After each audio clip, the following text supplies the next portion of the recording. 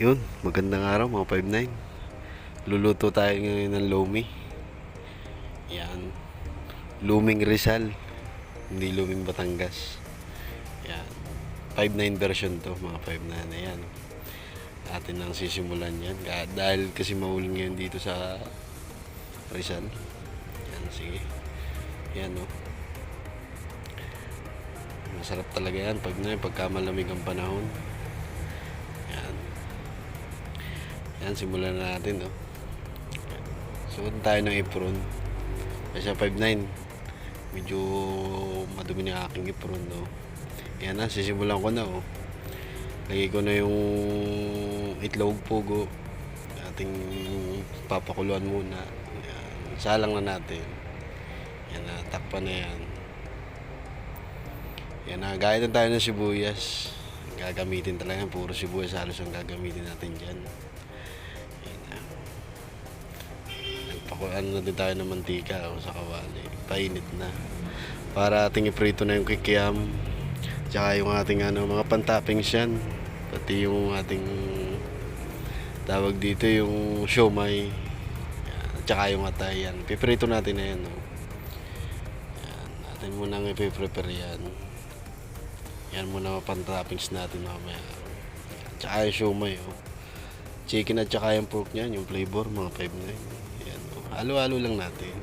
Pag na golden brown na yan, goods na yan, no? Brown na, goods na yan. Hinahango na. Yan na. Kasunod naman natin yung atay. Yan na yung atay. Halo-halo lang, oh. Huwag natin masyadong overcook kasi makunat yung atay na yan, no? Kailangan niya konting lang. Konting luto lang, yan ay goods na yan. Para hindi masyadong matigas. Yan na, oh. Ay, konting segundo na lang yan at hahanguin na. Ayan na. Nilagay ko din pala yung konting toyo, mga 5-9. Para magkaunting lasa. Ayan na, nilagay ko na yung sibuyas, oh. Sa pinagprituan niya, oh. Nagtira ako ng konting sibuyas para mamaya dun sa pang toppings din natin, oh. Lagyan ko din paminta para bumaho na agad, oh. Yan na, continue lang. Yan. Lagyan ko na ng tubig, kumulo na. Yan. Nire-ready ko na din yung kasaba flour. Oh. Yan na, lagyan ko din ng tuyo. Yan na yung magsisilbing pampalat, oh. Yan na, kumulo na. Yan, lagay ko na din yung noodles, oh. Yan. Making pang talaga yan, panlumi. Yan na, pag kumulo na, goods na yan, oh. Lalagay ko na mamaya dyan yung kasaba flour para lumapot siya. Tansyahin nyo lang mga 5-9 yung pagpapaan ng lapot.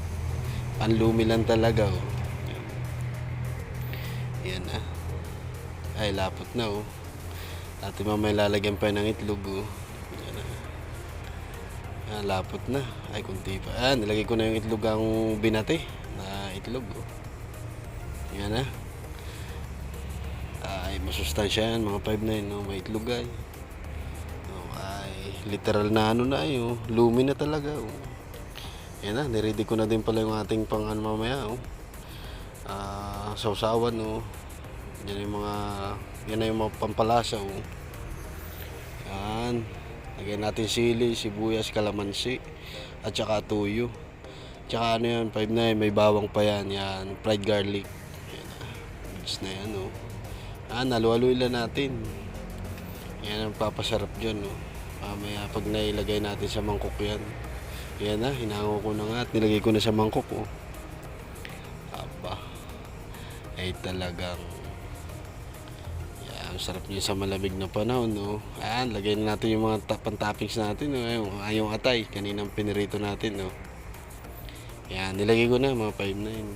Yan, at saka yung siomai, tsaka yung kikiam. Hindi na tayo nagawa ng homemade na siomai, homemade na kikiam. Yan na din yung binili ko sa palengke. Yan na, tsaka may itlog, at tsaka may konting chicharon. Ayos din naman na. Guys, sinalo na, oh. Mga 5-9, oh. Testingin natin ng lumi talaga kung talagang patok ba talaga to? Lagyan natin siyempre nitong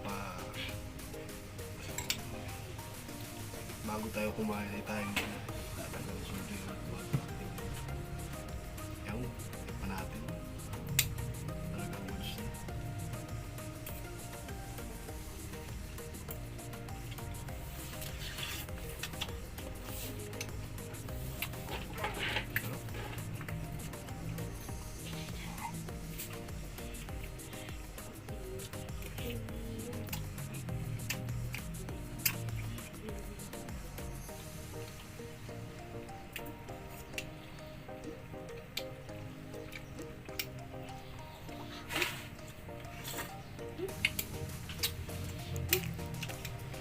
Goods na goods.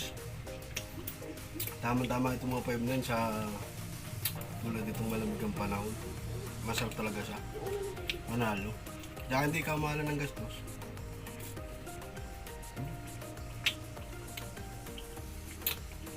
Quality.